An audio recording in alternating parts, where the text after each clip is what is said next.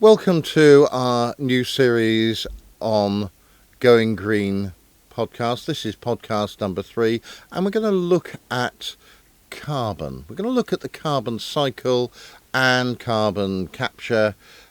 I'm Philip, and this is my son Paul, and we're going to have a little look at something about the carbon cycle. Now, you probably all remember from going to school doing the carbon cycle, and the carbon cycle is taking the carbon dioxide in the air, and we have this wonderful thing called photosynthesis, and all these plants capture this carbon dioxide from the air and turn it into plant. The plants are then eaten by Cows. My favourite one is Ermintrude. Not Daisy. No. Ermintrude the cow. I remember those days of Ermintrude the cow. And then I also like to eat occasionally Ermintrude the cow. And so what I get, as well as Ermintrude the cow, is I get my steak. And of course I can be vegetarian, and I can go and get my chips, and I then respire this stuff because I move around like the cow does, and like the cow, we all poop, and that is also gone down into the ground, and the beetles and the earthworms all have a lovely meal. So unfortunately, your cycle is a bit sort of. You were going around for respiration, releasing the CO2 there, but then suddenly you went to deposition, which of course is going downwards into the capture rather than releasing back. Well, it is and it isn't, because it's fed on by all the beetles which respire, and the worms that respire, and all the bacteria that respire, and that carbon dioxide is again released back into the air, and all was going really nicely. And then came the Industrial Revolution and coal. So this is carbon that was in plants. It was sequestered. There's the big word for today. We have carbon sequestration. We get the carbon dioxide put into the plants. Those plants then got somehow sealed into the rocks, and the carbon stayed there. And that made coal, and then of course industrial revolution, and we start using that coal up, and of course the oil, and as well as the oil we've got the gas as well. Now some of that carbon was also taken up by animals, and I'm thinking of perhaps something like a little seashell, and that, when it rotted away, the calcium carbonate stayed. And so we've now got massive chunks of calcium carbonate deposits. That's like limestone, isn't it? Can be limestone, can be chalk, and if you lived near a volcano, marble. Oh. So we've got this idea. So let's go back and start with photosynthesis. Now, many of you probably know about photosynthesis. It's all about taking in carbon dioxide, taking in water, joining them together to make glucose, and from the glucose, lots of other things. And what's left over is this poisonous byproduct, oxygen, which is, of course, essential for life. Well, it's a case of what happened with, you've got the phytoplankton that existed. These are microscopic plants. And then suddenly you went to zooplankton. I was going to say zooplankton wasn't quite right, but well, yes and no. You see, I read a lot of books, and they talk about how this carbon was taken in, the oxygen was made, and they talk about algae, but it wasn't algae that was doing the work. It was real, simple, humble bacteria, photosynthetic bacteria. And they're still around today, doing their little thing. So, how about this? We've got all this photosynthesis happening. Where does it happen?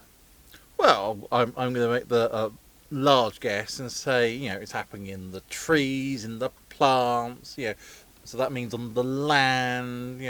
But how about the sea? How much photosynthesis do you think, and all of that stuff going on, how much of that do you reckon as a percentage goes in the sea?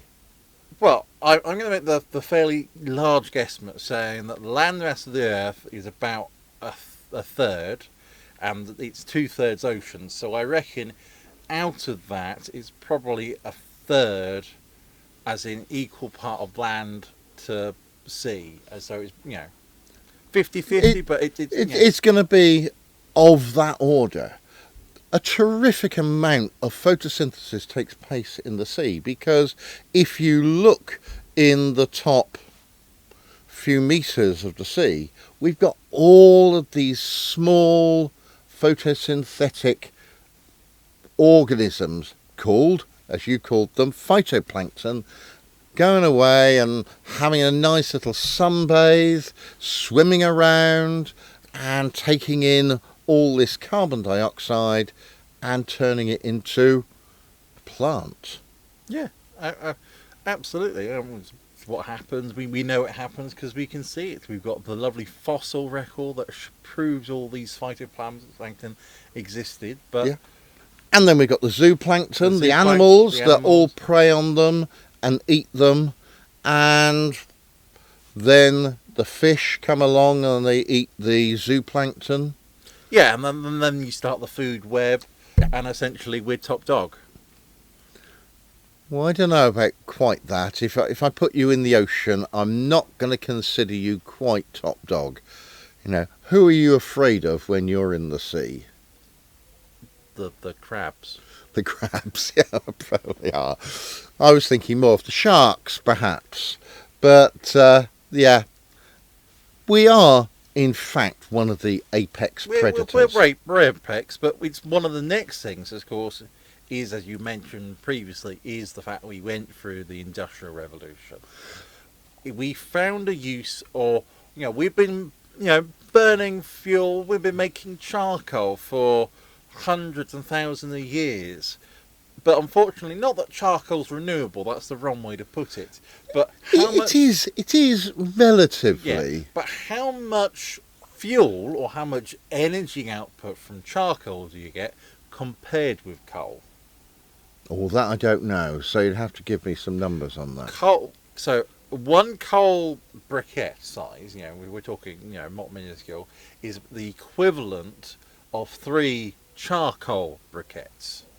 So you're getting a lot more it's a lot more bang energy. for your buck, that's obviously why the Industrial Revolution wanted to use coal, is because it was not better in regards to anything, but it was so much more efficient than burning all the trees to make charcoal, because making charcoal takes a lot of time.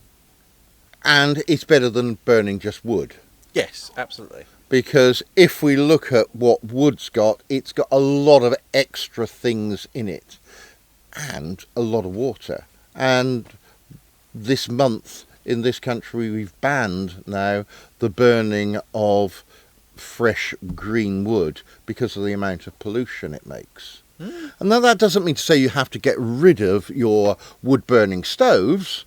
It just means that you've actually got to sort of... You've got to buy the right stuff. The right stuff, yeah. They're all sorts of things. Now, we've got coal then being better than charcoal. How about oil and gas? Well, you're talking sort of... It then goes from what's easier to pipe, or essentially gas, easier to pipe. Oil, easier to contain. You get more efficiency with your containers, as in it's a liquid, therefore it fits the volume. And so, you can see the evolution we've gone through. You've gone from solid fuel to liquid fuel, and then now on to air fuel? A gas fuel, yes, as quite an efficient way of trying to do something. Because obviously we're burning it with oxygen, because that's combustion, and combustion is a gas. So, essentially sort of, if you can put it in the same states, it's all for efficiency. So that's where we're going in regards to... Yeah. So I remember my gran And in fact, even this house, but before we moved here, my gran had a coal burning boiler, and that meant lugging in the coal. It did have a feeder, so you could sort of put it up above the sort of boiler, and it would carry on dropping in the coal, but you had to remember to go and get the coal. Oil was a bit better than that, because but it still required a lot of storage. Yeah, as I said, anyway, so we moved ahead, and that's... And gas is better. And gas is better. But, you know, it's one of those things. But they have one problem, and that is any of those fossil fuels, when you burn them, you get carbon dioxide and you get other pollutants as well. Yeah. So we've got to try and do something about that. So, but although people talk to me about getting rid of this carbon cycle, getting rid of this extra bit that we've got of all this fossil fuels and going electric, and they say, oh, I'm going to use an electric car, how are you going to make the electricity to power your car? Well, this is where you talk about critical things like carbon footprint, or your carbon footprint is how much carbon you're releasing doing these sorts of things. You know, take a simple shoe. You know, it's made of plastic. That was made from oil. Yeah. Some time ago. You know, but in regards to that relates to that was been made. That has travelled here, so that releases, you know, some more CO2. You know, it's the whole cycle to take in regards to not only the carbon cycle, but the carbon lifestyle or the carbon life cycle. It is this life cycle when you're actually making a product. You have to work out how much it's going to cost in carbon to find it.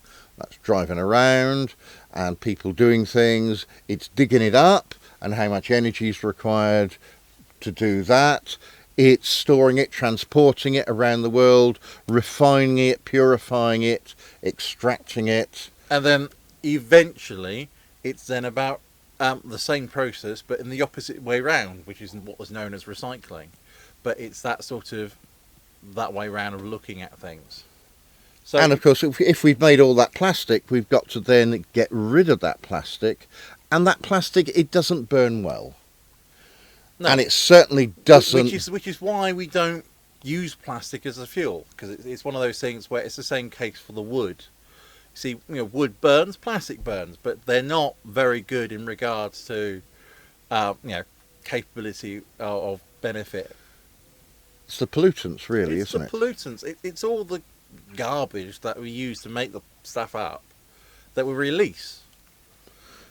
So let's suppose I want to have something like a recycling plant. I'm going to try and be good. I'm going to try and get rid of this carbon dioxide. Well, you can look at it two ways. You can either, you know, usually you're trying to, if you're getting rid of it, you try to get rid of it before you even deal with, before it turns into carbon dioxide, which is actually quite a bizarre, you know, interesting thing, rather than it's now carbon dioxide as a gas floating around, and now your problem, because of course, how do you catch it? There are various methods here. The best sequestration of carbon I know of are plants. So I could grow lots of plants trying to pick up as much carbon dioxide as I can. Are you more envisioning on top of my chimney grow a forest? You know? Well, could be. Or I take my carbon dioxide and I sort of pump it down under my lawn, maybe, and so it comes up through the lawn, and I have a very happy lawn. I believe you would. I tell my students a story about my pot plant, and I pick up my pot plant, and I say, "Hello, little pot plant. I hate you. Die, you little so-and-so. Die, die, die." And the plant goes, "Oh, thank you very much. All that carbon dioxide you gave me." It doesn't care about the emotion. So how about putting the carbon dioxide perhaps under my lawn and bubbling it up? Do you think that would be a good idea? Well, the issue is, it sort of is how good at plants are taking up the carbon dioxide? And the answer is they're pretty good, but they're not fantastic. It's 2% of the energy from the sun, Yeah. which isn't very good. Considering plants have been around a long time, if I'd been God, divine, making a plant, yeah. I wouldn't have made them green. I'd have got them to absorb the green light as well, and perhaps UV and infrared, and let's go the whole way. Get them to bring in some microwaves, and perhaps even X-rays. Well, it's one of those things where you've got some red leaves in the autumn, of course. Yeah.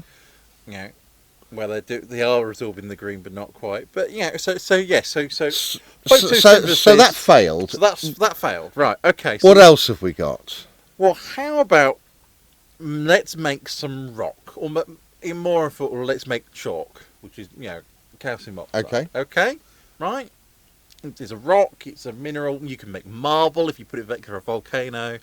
So So I do a lot of experiments with my students where we take limestone or marble chips or chalk, it's the same chemical, and we burn it and we get the carbon dioxide off. But how would we go the other way round? Right, so instead of what you're doing, which is sort of is actually bizarrely known as calcification, which is sort of, calcification is when you decompose the solid into the thing, but how we have carbonation, which is essentially taking, calcium oxide, there's this little white lump, and actually reacting it with CO2 to form the calcium oxide. And does that work quite well? It's not fabulous. Because I know to try and extract it, I've got to shove in a lot of energy to do that. Unfortunately, there is a lot of energy trying to put in, because it's not a favourable reaction in regards to the process, because you're taking making a solid. It's not I say it's not worth it, but it is in regards to it storing it that way.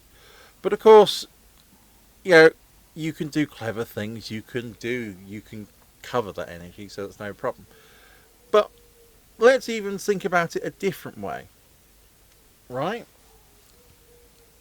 Turning it to calcium carbonates, marble chips, whatever, is that a good use for that carbon? Because obviously you're storing it as rock, and I don't know what uses there are for calcium carbonate apart from cement. All right, you can make a lot of cement, a lot of concrete. Well, that's with my calcium oxide, but I made my calcium oxide from my calcium carbonate. Yeah, you see, so you've got to understand sort of, all right, you can do lots of processes, but you've got to remember, is the result or the product useful? So what else do you suggest that we could do then? Well, it's one of those things where, because it is CO2, surely we could find a way to actually burn it again? Which is an interesting question. So, to me, carbon dioxide is already fully oxidised. So what can I do with it then to try and sort of turn it into something more useful? So there is a little process. I say little, it's really complicated. We're going, and that is what is known as the oxy-fuel combustion. Oh, tell me about that.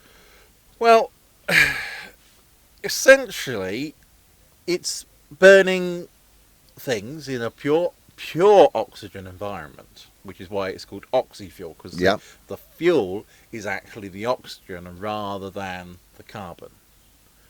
Right?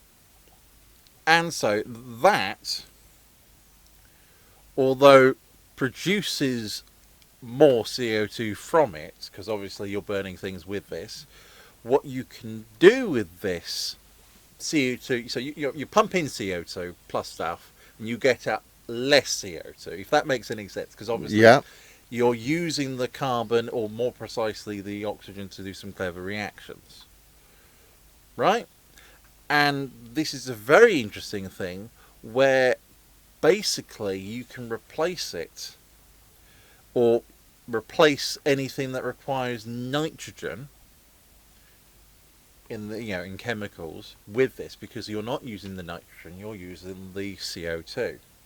Yeah, so you're actually using the CO2 basically in and how we use nitrogen. And this is for all sorts of clever processes. I'm reading here that the glass industry uses this quite a lot because they don't want nitrogen in their silica. They're looking for nice, silicon oxide. Yeah. But so they use this nice oxygen rich, but they use the way to fix the silicon is by bonding it to the carbon. So obviously, it's a complex chemical reaction, not heavily invested here, but essentially the CO2 is the oxygen on the CO2 is then put into the silicon inside the environment, and then the oxygen that was burning then mixes with the oxygen with the carbon that was left around, and which is why you get less Carbon dioxide at the end. out when you pour it in. But it's not it's not useful. It's one of those things where it's a use which is worth it, but it's not really. But Well, are there any better ways? I've heard of absorption. you've heard of this lovely thing, Adsorption. absorption. Well, that is a bit sort of interesting in regards to what you can do. Is basically how the oceans work, because basically water's sticky, and basically what it can do is it can and this It just basically sucks up the carbon dioxide and holds it up and just pulls carbon dioxide out of the air, into the water, and of course this forms a lovely little thing with carbonic acid in that site, and that's why seawater is a little bit acidic. It's because it's this thing, but And nothing to do with the HCl in there. and nothing to do with the HCl. Absolutely, yeah. So all right, so that's what the ocean does. But could we do it a little bit better? Are you thinking of perhaps a membrane, perhaps? Yeah, something for it to stick to, and basically you make a tube of it. It's not quite a tube, but it's a fancy shape in which you do it, and they work all right. It's one of the things where they use clever zeolites, or these metal organic frameworks, to basically pull them in, and what they do is basically they split carbon dioxide up, which is an interesting thing in itself. But basically, you pump carbon dioxide in, And you get carbon and you oxygen. so you get oxygen spurting out because it's a gas, and the carbon basically fills in the pores of a sponge. Yeah, it's not a sponge because it's a zeolite, a but zeolite, it's but effectively it's sponge-like. And then obviously you then got carbon powder. and of course that is just a way of storing carbon and taking it out. And that's the way of storing carbon. And carbon powder is more quite an interesting thing, because of course that makes your carbon nanotubes and all sorts of fancy stuff that way. And active charcoal type of charcoal stuff. So you can see sort of there's a use for that. there's one. a use for that, and you can see that actually, and then the output is oxygen, which is a fantastic thing, where basically you can take anything and it just spits out oxygen, which is basically an effective, more useful way than photosynthesis. So I think the plants, we should stop using photosynthesis and move to this organic framework stuff. Yeah, Apart from they use copper, and the copper's poisonous to plants, but we'll there's a few little problems.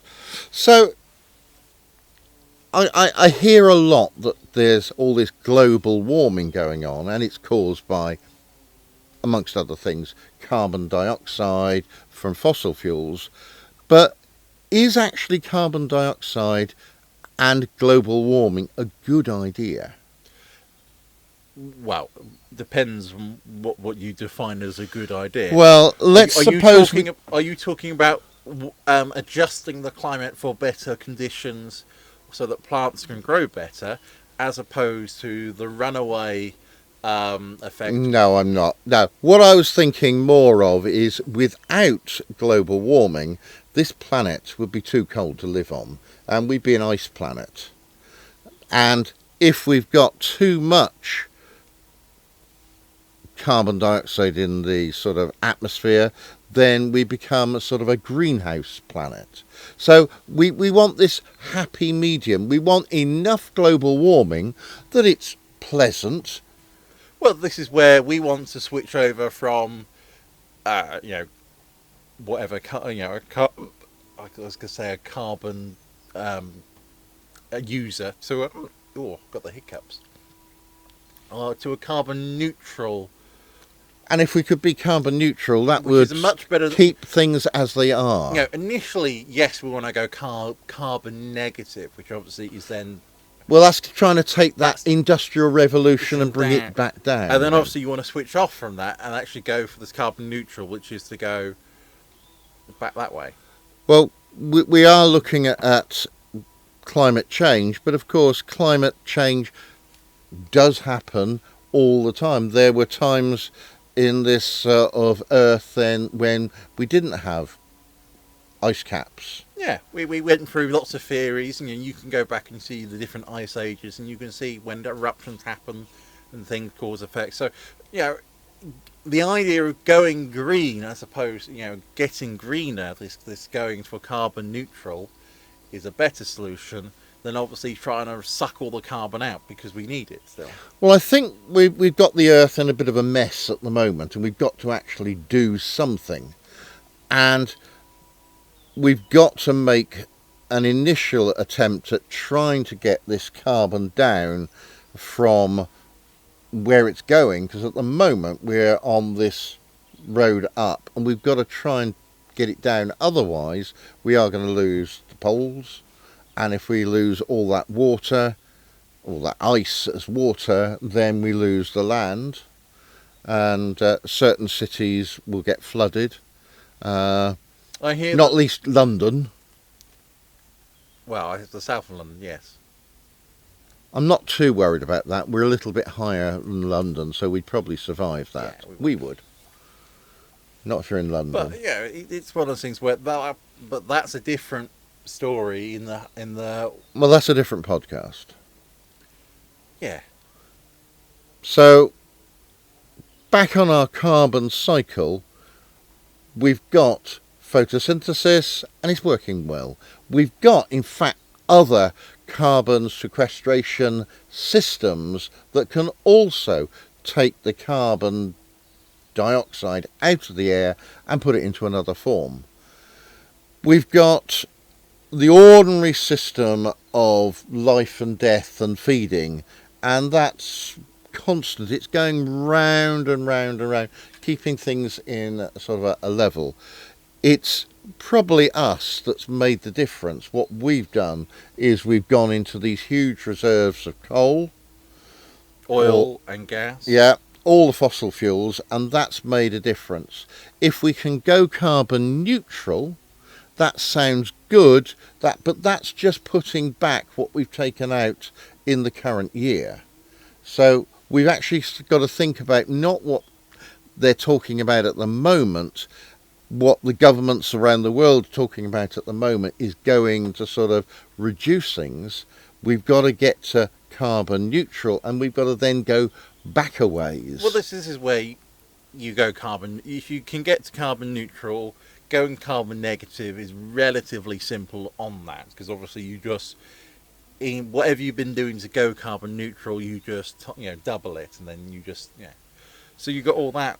But the problem is with doubling it, I'm looking at the population. That's more than doubling, and everyone wants more power, so that's more than doubling.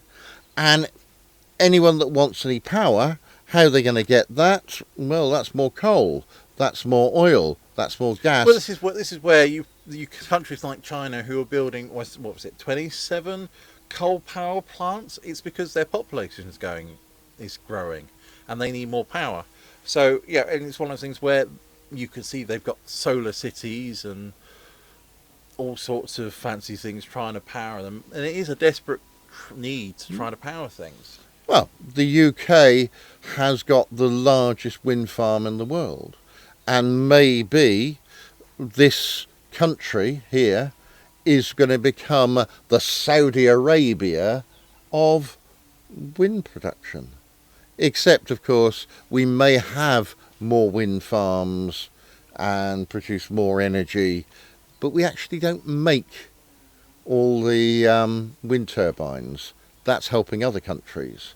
So perhaps that's where we've got to go for our industry, to start making more solar panels here, making more wind turbines here. Why not put a wind turbine on top of every house? Why not turn every house into more solar? But the problem is cost, and do people want it? Who knows? Who knows? Well, that's it for this podcast on looking at the carbon cycle. Next week, we'll have a go at looking at another topic on going green and looking at climate change. Thank you very much for watching and listening. Bye-bye. Bye.